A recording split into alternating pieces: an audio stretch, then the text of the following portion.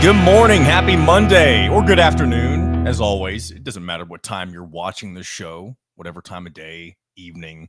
It may not even be Monday for you if you're taking this in on a different day of the week, but nonetheless, welcome into In Touch with Indiana Sports, powered by HoosierIllustrated.com. Hope you enjoyed the weekend. Hopefully you got to take in some good college football, maybe some NFL football. More importantly, the Hoosiers. I'm sure most of you are Hoosier fans if you are tuning into this YouTube program. They got a major victory on the road at UCLA to kick off a Big Ten play, 1-0 in the conference, now 3-0 overall. And the vibes are good. The vibes are genuinely good surrounding the Indiana football program. And if we're being honest, they've been good for a while. There was just not a lot of substance to really back up all of the good things that were going on for Indiana football. Curt Cignetti did all the hyping up the way that he should, of course. And now we've got 3 weeks worth of results to look back on and see that a lot of the talk that he was doing about the culture that he is implementing within this Indiana Hoosier football program, it's coming to fruition a little bit. And I know we're only a quarter of the way through the season now. There's still 9 games left, but I do think a lot of people thought a 3-0 start was possible. I certainly did, but how realistic they were going to be able to pull it off, that's a whole nother story. We talked time and time again about how pivotal week 3 against UCLA was going to be for the outlook of the rest of the season. And now that's behind us. Indiana not only won, but took care of business. As Curt Cignetti said, this was a business trip.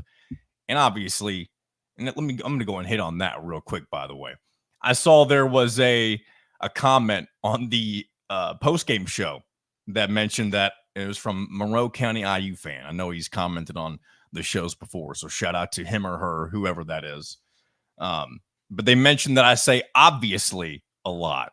And I will say thank you for letting me know, because I will say I do think I'm aware of some of the things that I tend to go to whenever I guess they're word crutches. I don't really know if there's a proper term for it. I don't think I have a lot, thankfully, and I don't think I say a bunch. Now I'll probably do that the entire episode now that I've tried to brag about that. But everybody has their own set of crutches that they have whenever they're thinking about something and talking or trying to transition into a different thought. And obviously is definitely one of those for me. And I think I've noticed it before, but it must be bad enough to where Monroe County IU fan felt the need to point it out on the post-game show comments. So thank you for that. I will do my very best to avoid any sort of word crutch as often as I can. Obviously, I can't promise. There you go, right there. There are times where obviously does work, but again, I don't want to be overly reliant on anything like that. So it won't always be super clean, but I will do my very best to avoid any and all of the word crutches that are out there in the world. And I guess with that being said, talking about the post-game show, thank you to everybody who watched that show last week. And I know every week we've done this, and I know a lot of it has to do with Indiana doing well in the first few weeks. If they didn't do well, people wouldn't want to tune in the post-game shows. I get it. But thank you so much. We've seen significant growth from one post-game show to the other, and I know that will only continue the more that we do them and the more that this Indiana football team continues to show that they are good.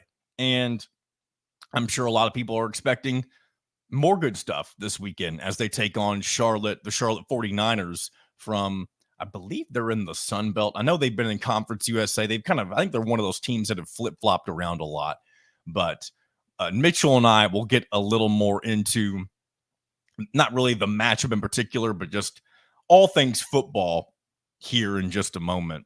We'll go ahead and get that segment rolling here shortly. I did want to remind everybody, subscribe to us on Hoosier Illustrated if you haven't already. We are trying to get to 500 subscribers so we can continue to take that step forward with the channel and for the website as well. So, and I appreciate everybody who has already done so. And if you've hit that notifications bell to be notified anytime we post a video or go live on YouTube, We appreciate you doing that too. And if you haven't, then what are you waiting for? Jump on the HoosierIllustrated.com bandwagon while you still have a chance. You know, the rocket will take off eventually, and it'll be gone before you know it. Actually, that's not really how this works. I don't think YouTube will eventually cut off any sort of subscriber count limit. I'm just kind of saying some nonsense. But nonetheless, subscribe to us if it pleases you at Hoosier Illustrated on YouTube, and check out all the good stuff going on HoosierIllustrated.com with Kyler Staley and Alec Lasley, Drew Rosenberg, and our newest addition, Dylan Traeger, one of our new interns from Indiana University. Appreciate all that he's done to help out with the website and YouTube so far.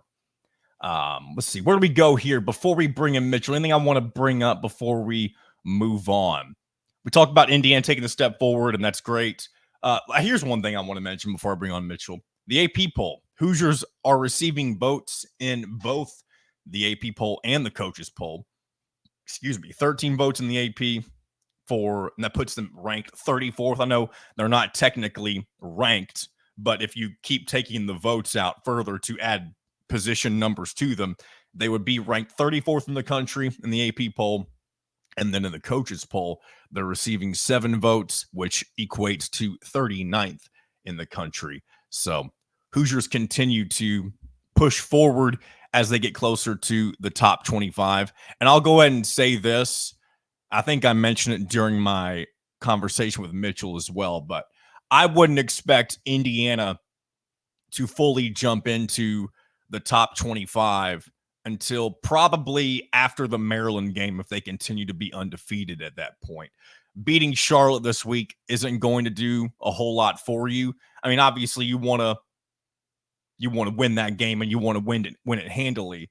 You don't want this to be a not nightmare scenario. You don't want this to be a game where you let up at all. You want to continue to execute at a high level, and you want to show everybody, you want to show the voters and all that stuff that you are way better than this team that's coming into Memorial Stadium on Saturday. And that'll be how they take that next step forward, even against an inferior opponent. And one other thing about the top 25 too, and I know a lot of you probably feel this way as well, especially if you're an Indiana fan or a fan of a Big Ten team, whatever it may be.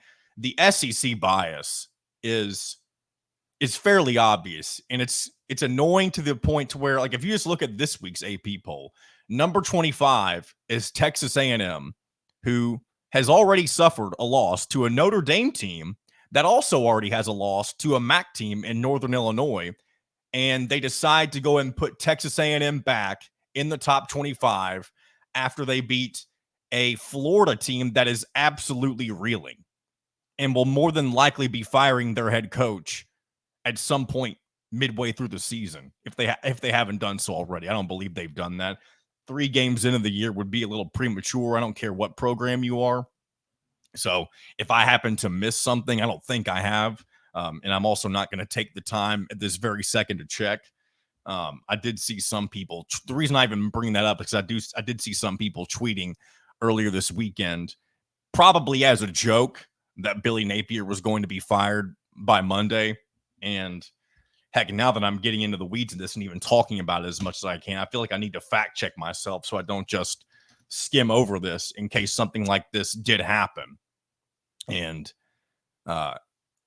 apparently it could happen. I don't think it's going to happen today.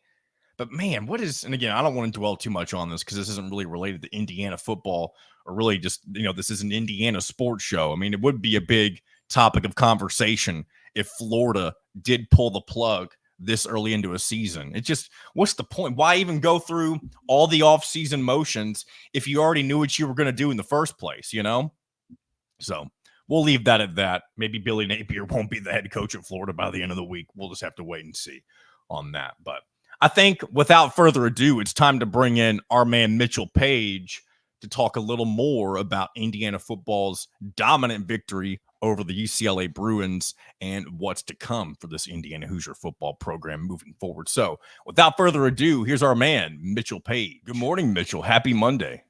Good morning. How you It's always feeling good on coming off this? a win, isn't it? Not only is it good coming off a win, but it was a dominant win from the Hoosiers against UCLA. And I don't want to say that neither of us were expecting that, because we did talk about the possibility of Indiana really taking control if they continued to execute at the level in which they did in the first two games. And that's exactly what they did. I just think this time there's a level of shock because we are not used to seeing any form of Indiana football looking this dominant on the road against a Power 5, Power 4 type of opponent. Yeah, and you can say whatever you want about UCLA. You still got to fly across the country. They have good athletes, and just steamrolled from the very beginning. And UCLA made some errors where they shot themselves in the foot in the first couple possessions, but after that, Indiana was just tougher up front, faster in the back end, and the quarterback was phenomenal. So I don't know. I don't know what else to say. Like they were just they played a phenomenal game, and obviously there's a point in the game where it would be totally justified for them to kind of freak out with the way that it's being officiated and the things that seem to just kind of pile on top of each other that were kind of bananas. And I think a they lot of Indiana fans too recognized that moment midway through the third quarter, because again, every other Indiana football team in the past, that's when they fold and let the other team back into the game if they have leads like that. Yeah, my Twitter was covered with Micah McFadden.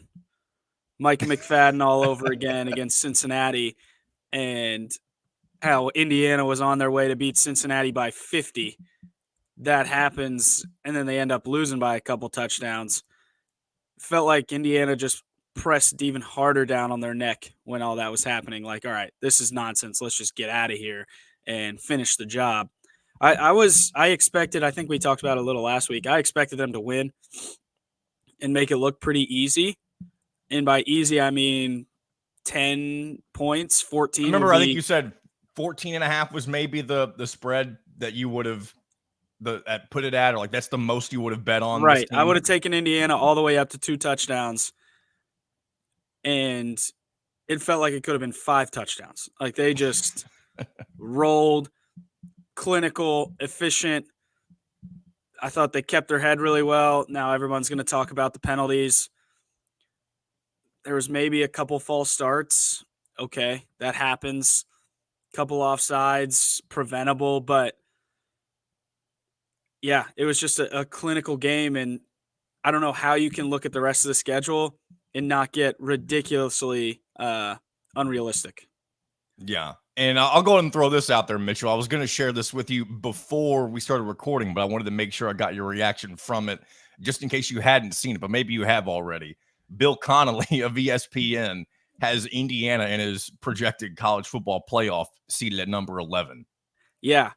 I'm going to start by saying this. I don't think there is any bit of Indiana football content that you could bring up that I hadn't seen already. Okay. I have been consuming at just an unbelievable rate. Yeah. So I did see that. Not sure I'm ready to make that yet. But the rest of the schedule, Nebraska is the next one I think you really circle. I mean, obviously you have to look at all the Big Ten games just because of Indiana's history, but the Nebraska game will be here's what's going to happen. Obviously, you're going to play Charlotte, and that's a game you should take care of business with. I don't think you see Indiana jump into the top 25 after that win, unless you just have a whole lot of shaking up going on in the top 25 this upcoming week. When you face Maryland the following week, if you win that game, especially if you win it in a similar fashion that you've done so far this season, that's the point I think you see Indiana jump into the top 25.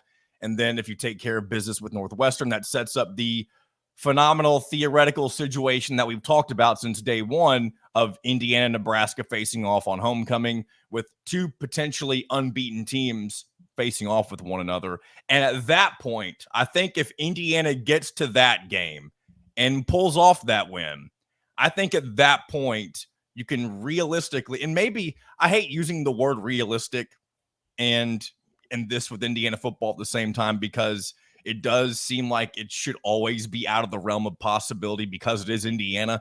But I do believe if you get past Nebraska and at that point you are still unbeaten, it is okay at that point to start talking possibility of the college football playoff. But we are a long ways away from that.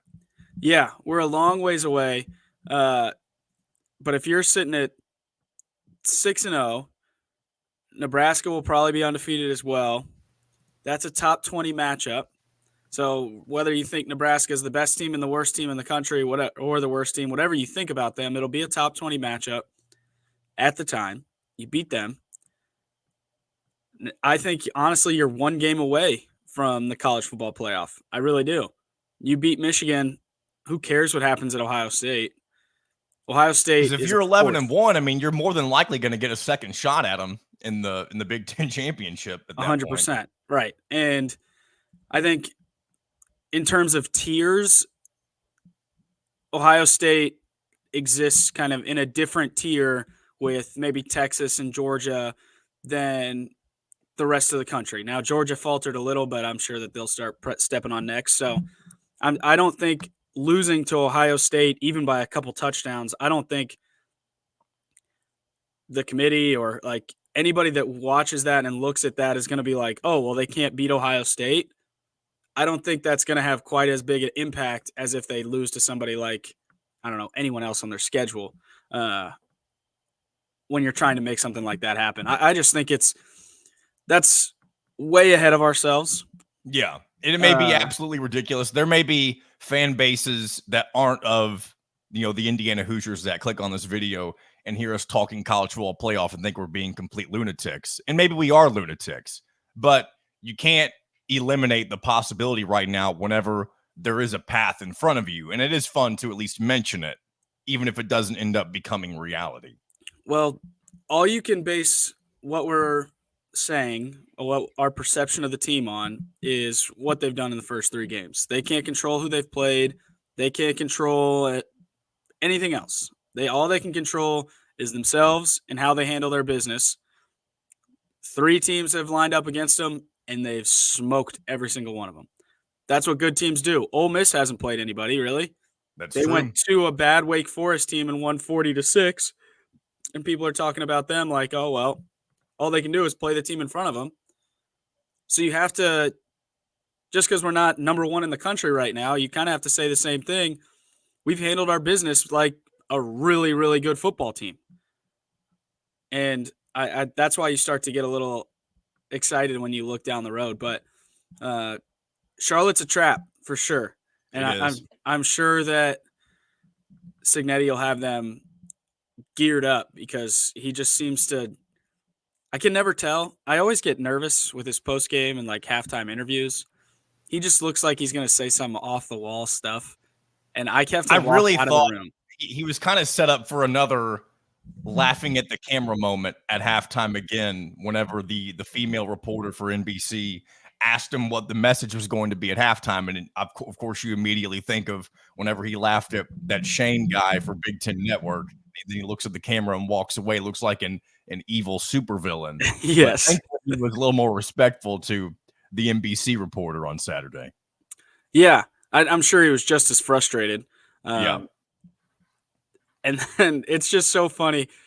And I think a lot of coaches are like this, but you just went to UCLA, you beat them by 30, and they ask him, what are you thinking about? What's on your mind as you get ready for next week? And all he can think about is giving up a touchdown at the end of the second quarter.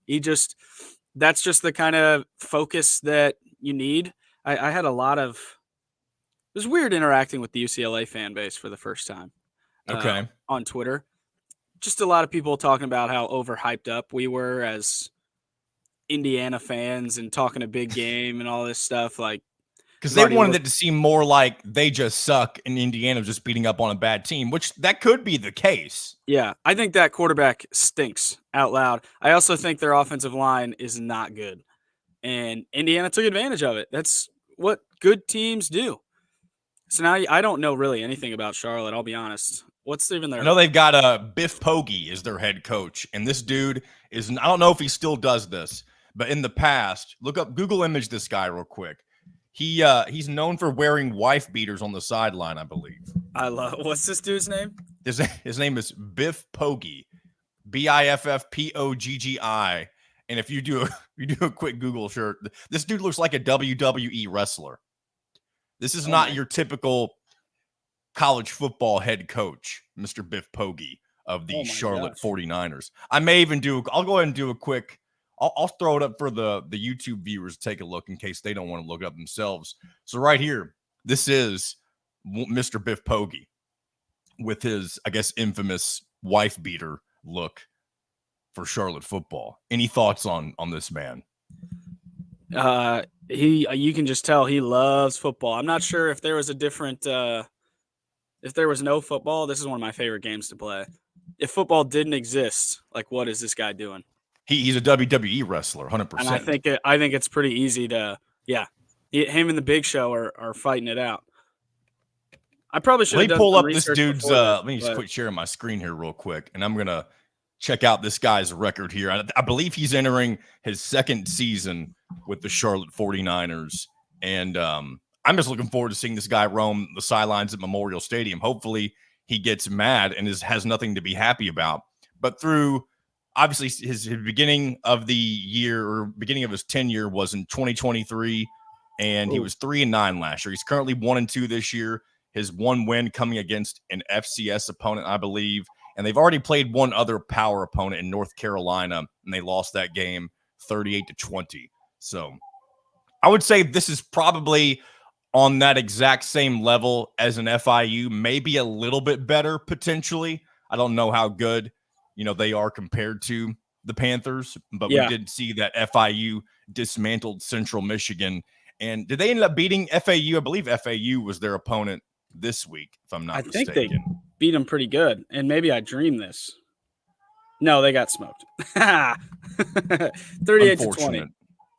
Yeah, so FIU and Charlotte more than likely on the same level, at least in terms of what they're probably expected to do to Power 5 opponents, which is not very much. And so, again, you mentioned this being a trap game for Indiana, and this will be the first piece of evidence that we see if Curt Cignetti is able to keep them from getting too high after a big win like UCLA on the road. And if they come out and handle business the way that they want to and probably are expected to, then that's another foot in the right direction. Obviously, clean up the penalties as well. You want to eliminate the second quarter letting up, if you will. Stop allowing the last drive of the half be a field goal or a touchdown for the opposing team. Those would be good signs to know that your team and program are continuing to move forward, even though you're playing a lesser opponent in Charlotte this week. Yeah, I think that all Indiana's done in the first 3 weeks is just get better and better. And I do want to point out, if you're watching on YouTube, we did have to pause. This is Dad home alone on a Monday morning. My wife had to go do something, so I have the baby with me. This is her primetime media debut. It is. Shout out to right here. Maggie Paige. This is it. MP, she's fired up. She was less fired up, was screaming bloody murder in the back room because she woke up. But now she's back. So hello, Maggie. She's content now. She realized all the fun was in here because we were talking about how great this Indiana Hoosiers football team is. Yeah, and she told me that Indiana fans should not worry. Cignetti's going to have them locked in. This kind of trap game happens to bad teams, which Indiana is not. But to kind of finish what I was saying, I think in the first week, we talked a lot about how you make big strides from first to second game. You clean up a lot of things. And it feels like, and yeah, they played Western Illinois, beat them by 70, but it was not a good team, that Western Illinois team. So you look at some of the improvements they were really trying to make from the first week to the second week. I think a lot of stuff we are going to have to wait until UCLA to really find out if they made a lot of those changes, made a lot of those improvements. And I think across the board, yeah, they're just so sound, and it doesn't feel like when things go bad or they make a bad play or they get in offsides, and maybe this is mostly the quarterback, but they just feel calm and take their time. It's weird. It's sometimes you watch a team and everything just feels frantic and chaotic. It never feels like that on offense or defense. They just slow, composed, and they do their job. And I think they made a ton of improvement from FIU to UCLA. And it's all like double the improvement you kind of expect. So they're on a really cool trajectory. You've got, again, a favorable schedule coming up. I think this Charlotte game is perfect. Even if you get punched in the mouth a little bit, I think you're superior enough in talent that you can still win this game handily and really Spread's start. at 28, by the way. What would you take that spread if you were betting on this game? Because for me, this is probably the over compensating part of me. I thought the spread was going to be closer to 40. But again, maybe I didn't realize that Charlotte was a little better than I thought. I would have put the spread at like 24, 25. So okay. 28 is interesting. I'm going to think about it. That'll be a Saturday morning decision, whether we hit the button or not. But it's not going to be the minus 2.5 this past weekend was free money. That was the freest money I've ever gotten. I told you I smashed that. I smashed that on Sunday. Yeah. Like that was an obvious one to me. This one I don't love that spread. I just think that, and this is maybe just old school Indiana talking, but you get a little bit of positivity, positive momentum, people maybe talking about you, you're getting some votes in the top 25, start thinking you're good.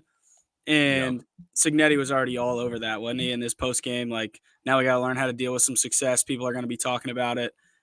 He seems to be he's fully aware of the process of how all of this works. Yeah, and because he's done it a million times. You saw his history flashed up again yesterday. It just is so impressive. He turns things around so quickly. A lot of times you have to wait 2-3 years before you say, okay, now he's got the roster he wants.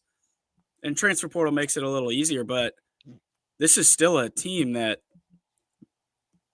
somehow won 2 or 3 games, however many it was last year, felt like 0. And the week before, or the year before, felt like 0. So this was a team that was in the dumps, and you just completely changed the culture in that place. To now look at us talk, like, can you imagine us talking like this in week 4 of last year? Yeah, it's very different environment. So I expect them to come out and be poised, and I know you dropped your passing. I'm sorry. Be poised and handle their business just like they have in the first 3 weeks. Here, I'll let you get the passy real quick, and I'll mute your microphone on my end. But one thing I want to ask you here in just a second, I'm going to ask you, not immediately, I'm going to ask you about fan attendance for this weekend and what you potentially expect it to look like, and especially when it comes to staying at halftime, you think that will change. But before that, I want to ask you about Curtis Rourke specifically, because he had one of the best performances when it comes to third down efficiency that I think maybe an Indiana quarterback could have ever had. 9 for 9, and I believe over 120-something yards when throwing on third down alone. Do you think he has the potential to be, and maybe he already is, the best game manager since Nate Sudfeld, or maybe older than that, or further along than that, if that makes sense? Yeah, and I didn't watch IU like die hard, so I don't know some of the older guys, but Nate was the guy that pops into my head, just with the calmness and the ability to make every throw. I don't know that he's got the biggest arm. He's not throwing. He may not need it, though. Right. The way that they use their intermediate routes and the way that the receivers are able to get away from the defenders, you don't need the big play every single time when you can make those other smaller type plays work. I was just about to say that. He may not have the biggest arm, but in this offense, he doesn't need it. They're utilizing his talent and what he's good at about as well as you can. So I give a lot of credit to the coaching staff. Mostly, they're putting their guys in position to win. Let's before I let you go, and I know you got to take care of baby, so I don't want to keep you for too much longer, but I do want to ask because I know it was a big topic of conversation 2 weeks ago after the FIU game. Fan attendance, not necessarily about filling the stadium up, but leaving at halftime. Do you think we'll see a change in that this week? No, unfortunately, I don't, because I don't think that this will be a game. I don't know 28, but it feels like Indiana will jump on them early and kind of just maintain a couple touchdown lead. And I don't think we're quite at the point where Indiana fans want to just sit back and enjoy that somehow. I don't know how that is possible, but that's just what history shows. I think you'll get a good crowd to start the game. And I'm guessing when I say not everyone's going to leave, it's not going to be like half full by halftime, but I think you'll still see a significant portion of people leave just because it's still early. And you can justify in your mind, if you haven't watched and you just see 3-0 against the three teams they've played, that, okay, well, those are three really bad teams based on history. They're not that good anyways, and this is just Charlotte. I think you'll see the big change against Maryland. There you go. We'll wait and see. And Mitchell, I'll let you go. I know you've got dad duty, the all important dad duty to take care of until the wife gets home. Appreciate your time as always. Appreciate Maggie getting to make her debut appearance on In Touch with Indiana Sports, or maybe on camera in general. But it's a pleasure to have her be a part of the show today. Yeah, and who knows? She may be back. Maybe she'll have some ideas. She is the only undefeated Paige in the whole family. She is 3-0. She's never seen an Indiana loss, and she doesn't plan on starting now.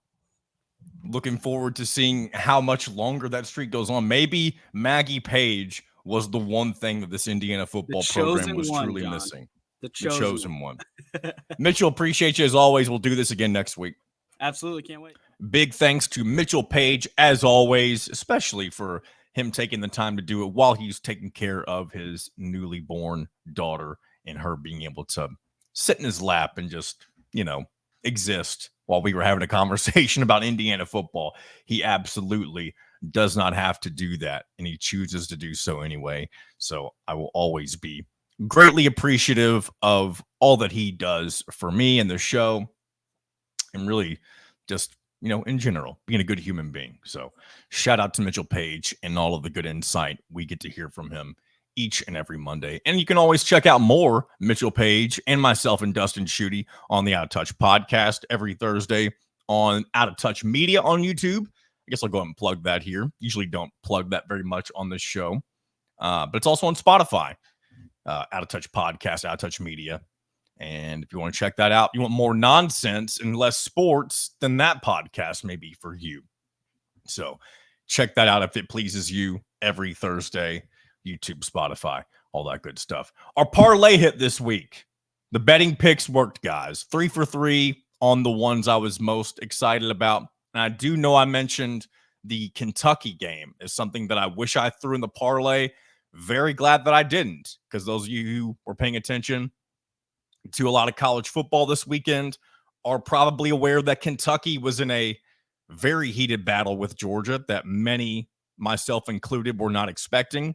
A lot of people thought Georgia would simply be able to name the score against the Wildcats, and that's not what happened. Kentucky had a very good chance to do something with that game, but Mark Stoops, their head coach, decided to punt on 4th and 8 with, I believe, a couple of minutes left instead of going for it. And I do believe they had their timeout. So, I mean, if things worked out in their favor, it could have worked, but you got the number one team in the country on the ropes at home. Go for the first down. Don't be a pansy. And again, hindsight's 2020, and I don't really like to see Kentucky succeed anyway, so everybody likes to see the number one team in the country go down. In Indiana, Kentucky, I know there is a rivalry there, especially in basketball, and they haven't played in football in, over 20 years, maybe longer. Used to play for the Bourbon Barrel. But the rivalry of Indiana and Kentucky in football, while I do believe if they played again, would be heated, it's not necessarily, it doesn't carry the same magnitude or weight that the Indiana-Kentucky basketball rivalry does. And thankfully, we will get to see that renewed here in next year, right? I do believe they'll play at a neutral court, something like that. Or no, they'll play in Lexington next year, I believe. And of course, that was all John Calipari's doing. If he were still the head coach at Kentucky, he made sure that when the series was renewed with Indiana, that it was going to be a long time before he had to take a visit up to Assembly Hall once again, because they'll play in Lexington. I believe they play at a neutral venue after that. And then after the third game is either back to Lexington or then it goes to Assembly Hall. So I don't know exactly. I don't have it pulled up in front of me. And again, that is over a year away from coming back into the fold.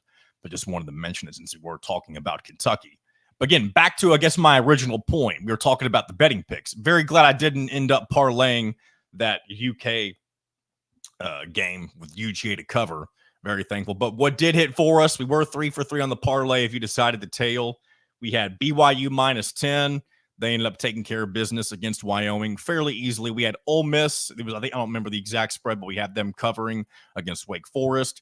They took care of business. And then we took the Hoosiers to take care of business against UCLA. And that spread was that was free money. If you just took that game by itself, Indiana obviously won by a ton.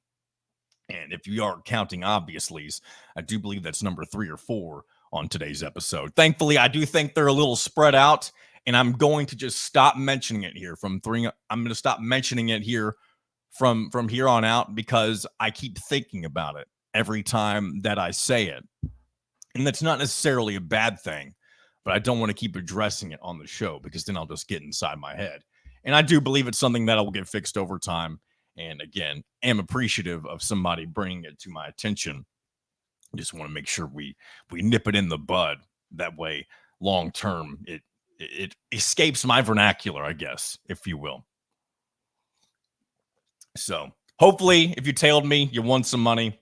I did end up making an NFL parlay that did not hit. I was 2 for 3 with that one, with the Chiefs not coming through for me. Ended up having the Texans cover, and I had the Chargers covering as well when it comes to some NFL scores. And we'll talk briefly about the NFL a little towards the end of the show. I don't want to spend too much time on it. I do know the audience here is primarily Indiana Hoosiers and, college sports related, but we don't want to ignore the NFL. NFL is king when it comes to what people, in the overall grand scheme of things, when it comes to the sport that really drives the train in all of the United States of America, it is the NFL, the National Football League. So we will keep up with it, especially the Colts, because I'm sure there is some crossover between IU fans and Indianapolis Colts fans. And we'll do the same with the Pacers a little bit whenever they come back into the fold.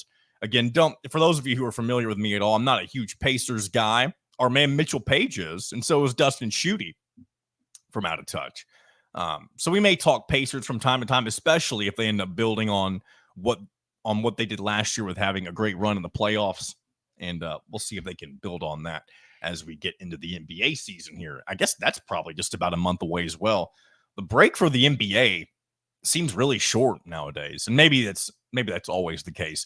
But the break from the end of the NFL to the beginning, really football in general, it feels like it's a much larger span of time than it is for the NBA and other sports. So just wanted to throw that out there. Let's get into a couple of other college football results for the weekend, and then I've got some Indiana basketball news to share that maybe some of you are already familiar with, a couple of different pieces of news that we'll get into in just a moment after we go through some of these scores. But in the Big Ten, Alabama dismantled Wisconsin at home, Wisconsin being the home team, of course. Jalen Milroe doing a great job at leading Kalen DeBoer's Alabama Crimson Tide into their new era without Nick Saban. And Wisconsin under Luke Fickell has been very underwhelming so far, considering what you saw out of him when he was the head coach at Cincinnati. So maybe he won't end up being the guy long-term for the Badgers. Again, it is Alabama, but I do think a lot of people expected this to be probably a little bit closer. I mean, the spread was around 16, and Alabama ends up, not even making it a conversation of it being a close game. Especially if you saw any of that game at the end of the second half, you think Indiana closes out second quarter's bad. I didn't mean to say second half. I'm talking about this game. I meant to say second quarter. But when Wisconsin was trying to close out the second quarter, I mean, they looked like they just didn't give a crap. I mean, they just gave up. Alabama in 2 plays went down and scored and pretty much tried to make the game out of question, and it was at that point going into halftime. So maybe there is a little trouble brewing in Madison, Wisconsin with the Badgers. Moving forward, Oregon, for the first time this year, looked like a dominant team, took care of business against Oregon State, won 49-14. Again, it's the Oregon that people were expecting. They kind of struggled in their first 2 weeks against Idaho and Boise State. Maybe they just need to not play teams from the beautiful state of Iowa or of Idaho, and maybe they'll end up being better. So Oregon looking much better against their in-state rivals in the Civil War. And we'll go ahead and move forward to Michigan. Only beat Arkansas State 28-18. So the jury for me is still out on Sharon Moore. Is this a good Michigan team? Is Sharon Moore going to end up being a good head coach? It'll be interesting to see what happens when Michigan takes on, who do they have this week? I do think, they have an intriguing matchup as they face USC. So another powerhouse opponent. They already faced Texas, and they're going to get a chance to bounce back against a good opponent in the USC Trojans later this week. So we'll talk about that later on. Hopefully we'll get a chance to talk with one of our Big Ten guys about some of these upcoming matches. I say matches like we're talking about soccer. We're talking about football here, some games, right? So that could be a very exciting game later this week when Michigan takes on USC. And then we get to this game, guys. This was nuts. Notre Dame completely throws Purdue in the trash at Ross-Ade Stadium. They beat them 66-7. And I think the flagship moment in this game was when Notre Dame had the ball with maybe it was only a few seconds left before halftime. And really, they could just run the clock out if they wanted to, but no.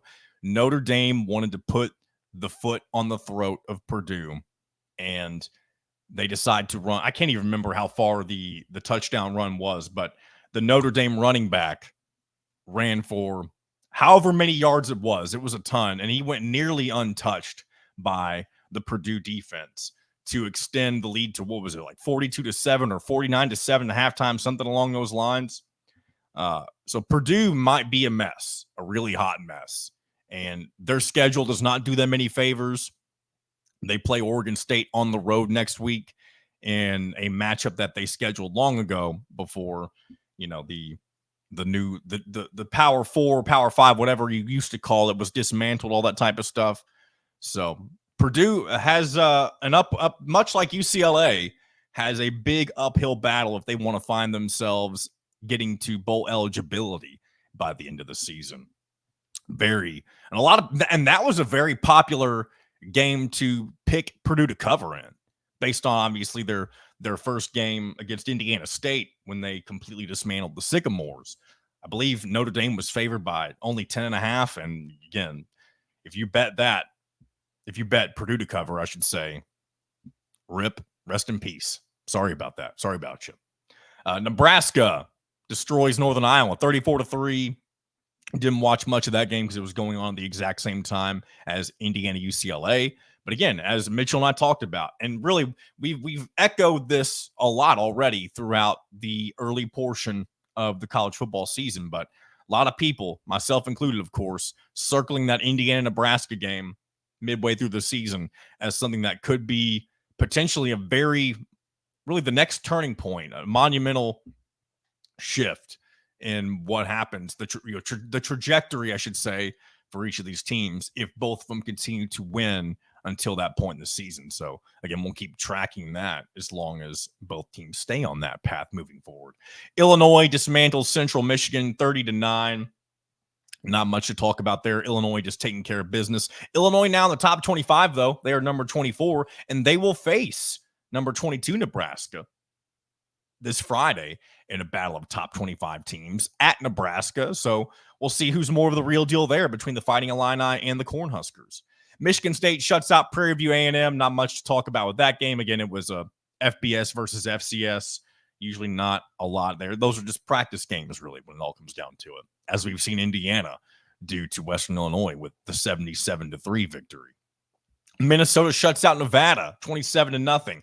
Nevada, not an FCS team, though. So anytime you can shut out an FBS opponent, that is definitely a lot.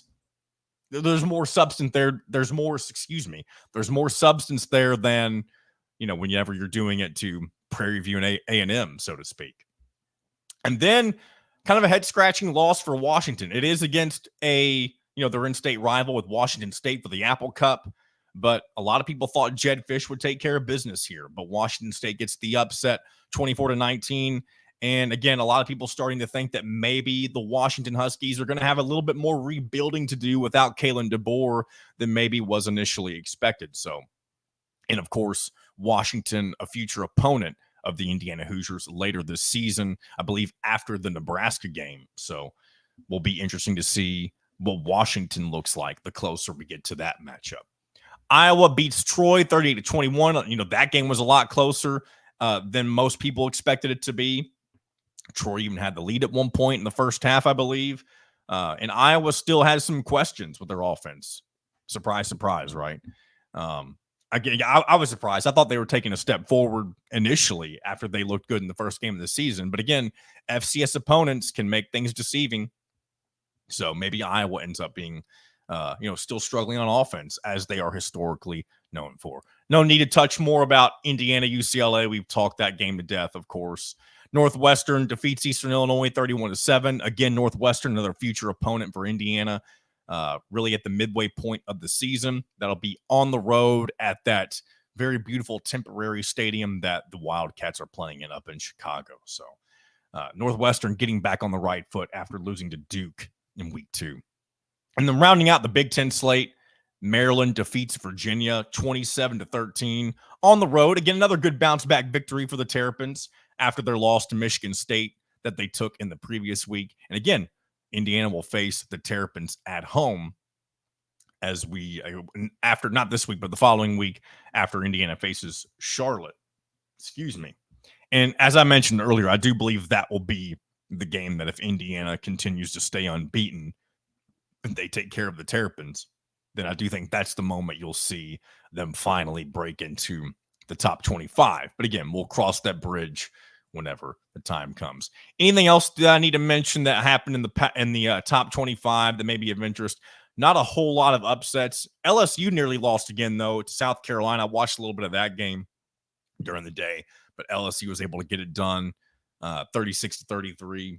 And then we already talked about the Georgia-Kentucky game and what that almost was, but ended up not being in the long run. So that'll do it for college football stuff for the day. I know I mentioned I was going to talk about some Indiana basketball news. Got a couple bits and pieces, and we will talk more about probably both of these things later in the week, either with Alec Lasley or Kyler Staley, whoever's able to hop on here sooner. We do have Indiana basketball media days coming up later this week, and I do believe those are taking place on Wednesday. So they'll happen after the show. And so I think the plan is to talk with either Kyler or Alec on Friday about all that is said at Indiana basketball media days on that afternoon for Friday's show. And for those who aren't aware, I'm sure many of you are, but if you're not, Indiana basketball media days is not the same thing as Big Ten basketball media days. This is just a day where the local Indiana media comes to Bloomington and gets to talk with Mike Woodson, gets to talk with the players. And it's more of a Indiana focused, of course. You're not hearing from each of the Big Ten coaches, obviously. I'm probably talking a little more about this than I need to. But again, just want to throw out what that is in case people are unfamiliar for what Indiana basketball media days is. But here's one piece of news from the Indiana basketball side of things that was reported last week by John Rothstein, and that is when Indiana and Purdue will face each other this year. And this will be the first time Indiana faces Purdue without Zach Edey on the roster in 20 years. At least that's what it seems like. Zach Edey was the man for the Boilermakers, and that goes without saying, of course. But it will be great to see. Not even great. That's probably not the way I should word it, but it'll be interesting to see. I think that's a phrase that I use a lot too, by the way. It'll be interesting to see what Purdue looks like without Zach Edey this year. And if they won't be as formidable, because that's a generational type of talent that it will be really hard to replace. They could still be good, but let's go and move forward. Hoosiers will travel to Mackey Arena on Friday, January 31st, and then the return trip to Bloomington will be on Sunday, February 23rd at Assembly Hall, of course. And one little fun fact, I'm sure this was done with a little bit of intentionality, if that's even a word. I'm going to pull this up just to make sure, because I wrote this down. But yes, so when Indiana returns to play Purdue on February 23rd, it will be the 40th anniversary of the time where Bob Knight threw the chair across the floor, which, again, there's no way that wasn't done on purpose. And again, it's a small thing. It's a big thing, but it's a small thing, if that makes sense. But you know that the minds of the Big Ten scheduling committee, whatever that looks like, whatever that's even called, they took that into consideration when picking the dates for this matchup, because that whoever's hosting that game broadcast wise, that'll be one of the first things they mention as they get that game rolling, I'm sure. So a nice little factoid to go along with that game, the return trip, so to speak. And looking forward to seeing how those end up playing out. And then here's some Indiana basketball recruiting news that will be of interest to, of course, Indiana basketball fans. Jalen Haralson has now canceled a few visits. And usually when that happens, it means a decision is looming. And Jalen Haralson, a couple of weeks ago, went on his official visit to Indiana during the home opener for the football team. And a lot of people said that went very well. And again, we don't have an exact date, and we'll talk more specifics about this with either Kyler or Alec. But very good news if you're in the Indiana fan camp, of course, and looking forward to seeing what he ends up doing, because this could be the first major piece for Mike Woodson in this 2025 recruiting class. He already missed out on Malachi Moreno, and I know Braylon Mullins is high up that list. Trent Sisley's high up on that list. Jalen Haralson along those same, in that same tier as well. And there's a few other names we've mentioned here and there, but if you can get one of those default, that's just the first piece. And then from there, you continue to, not put pressure. You continue to focus on Mullins and Sisley as well and see what happens from there, I guess. Because after that, once those guys, if you're able to land 2 to 3 of those guys, as I've mentioned before, you're probably fine with that being your freshman class.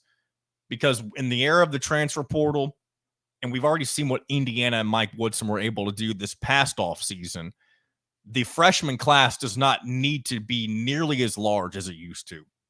I do think most years you're going to find 3 guys at max, maybe 4. It really just depends on the amount of players that you're losing. And Indiana's losing a significant amount, as we've talked about before. But I do think it's almost, I don't want to say more important, but just as important to bring in experienced guys through the portal as it is to bring in talented freshmen. Because if you can find that balance that we've talked about many a time, then that's the perfect scenario for really any basketball program that is trying to navigate these ever-changing recruiting waters and building that perfect roster. Because in the era of NIL and all that stuff, the transfer portal, there's really only been one coach who seems to have found the perfect formula, and that's Dan Hurley. He's got back-to-back national championships. And until he gets dethroned, as I'm sure UConn will be a favorite to, maybe not the overall favorite to win the national title initially, but they will be in the conversation from the get-go to potentially three-peat for the NCAA basketball tournament. So, again, that remains to be seen. And we're not far from basketball season. I know we're in the thick of football right now, and a lot of these shows have been very football heavy.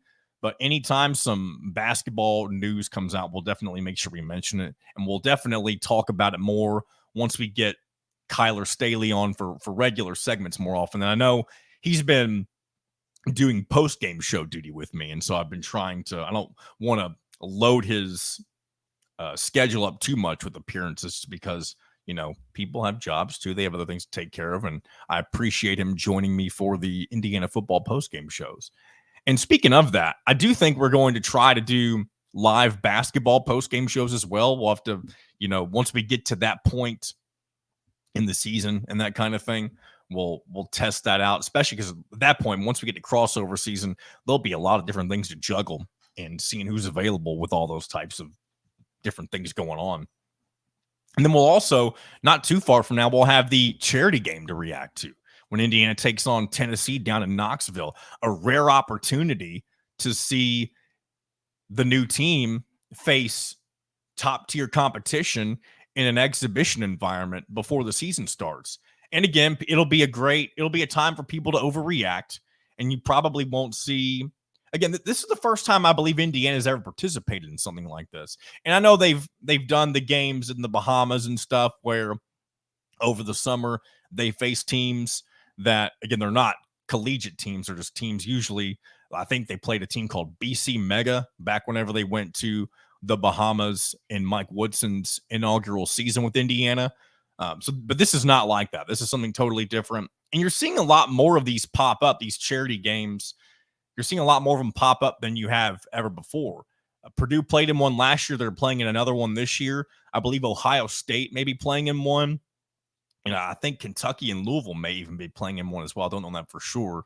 But I do think the more that this goes on, especially when you consider that all the proceeds from the tickets and stuff like that go to charity, I do think you're going to see more stuff like that. And you're going to see more of these tournaments that are kind of NIL fundraisers. If you remember, Creighton was supposed to be playing in the Battle for Atlantis along with Indiana and the other schools who were in there, but they were able to back out of that because they got the opportunity to play in this new NIL MTE where I can't remember if all the participants get it or if it's just the winner, but I do believe there's either $1 million NIL prize or maybe each team participating gets $1 million in NIL. Maybe I'm wrong. Feel free to, if you know the answer to this before I get to it, before next show is what I'm referring to, if I even mentioned, but feel free to put it in the comments if you are aware of how that tournament will play out or, how the winnings and stuff get distributed, all that type of thing. So while we've got a couple more minutes, I did mention I was going to talk briefly about the NFL and then we'll wrap things up here. I do want to talk briefly about what happened with the Colts, and it just seems like things are not going in the right direction for Indianapolis. And that is unfortunate for the Colts. And Anthony Richardson didn't have a great game, at least whenever you can see. I mean, he's still, obviously he's very new. He didn't get to play last year and he showed some flashes against the Texans last week, but you had an opportunity on the road against Green Bay, who didn't have their starting quarterback in Jordan Love, and you couldn't get it done. A lot of people thought this would be including myself, that this would be a good opportunity for the Colts to get a good win on the road, and that's just not the case. And now I don't think it's out of the question to say that I don't think it's too early, I should say, for this Colts team to not be heading to the playoffs. And obviously that's not a hot take or anything like that. That's just the reality, more than likely, for the Indianapolis Colts. And you got the Bears next week, and the Bears are 1-1, and they just faced the Texans like you did. And this is in Chicago, and I realize I'm not saying a whole lot about this at the moment. I'm just I guess I'm dancing around it. But I guess my point here with this is, if the Colts start off the season 0-3 against a Bears franchise that, even though there's not a lot behind it just yet, there's a lot of hype with Caleb Williams. They did get that win in week 1. Again, not a lot to do with Caleb Williams. That was mainly the defense. But the Bears have a lot more to play for right now, it seems like, than the Colts do. And if you start off 0-3, you could almost say night-night to the Indianapolis Colts season and what their playoff hopes may be. And again, I don't want that to sound premature. Maybe it is. And probably in a couple of weeks, maybe we'll check in with Bob Kravitz once again after we get more of a larger sample with what these Colts end up doing. But it's not looking good. And again, we are so far removed from the days of Peyton Manning and the early days of Andrew Luck that it seems like this franchise has been in not quite the cellar, but they've been in limbo for so long. And it's just unfortunate if you're a Colts fan. Again, I'm not necessarily somebody who is a diehard Colts fan. Again, I've followed them here and there throughout my life. I mentioned before, I don't have that emotional attachment to them the way that I do with the Hoosiers, but it is disappointing to see them be kind of this. I hate saying this bad because, again, it is so early in the season, but it just feels like you've already squandered 2 winnable opportunities, and it's just not looking good. So, and again, I'll be going down to the Colts Bills game again, mainly for the Bills, of course, with my wife. I'm looking forward to that in November, but we'll talk more about that. Excuse me, in a couple of months. We won't hit on much more. We'll talk maybe a little bit more about NFL on Wednesday's show. Still got Monday Night Football tonight with the Falcons and the Eagles, hoping that Kyle Pitts can come through for me for my fantasy team, as well as Jake Elliott. If they can both do some numbers for me, then I should make up my deficit in my fantasy matchup this week and hopefully go move it 2-0 in my fantasy league. So excited about that. With that being said, though, we're going to wrap up today's episode of In Touch with Indiana Sports, again, powered by HoosierIllustrated.com. Be sure to check out everything going on the website with Kyler, Alec, Drew, and Dylan. And then I'll also continue to check out the YouTube page. Subscribe if you haven't done so already. Like this video if you enjoyed the episode. Leave a comment if you have anything you want to mention. And also, I haven't mentioned the hotline today. I know we haven't done that in a while, but if you want to leave a message for Wednesday's show or any show in the future, 502-830-9195 is that number if you do want to leave us a message. So until Wednesday, this has been another episode of In Touch with Indiana Sports, powered by HoosierIllustrated.com.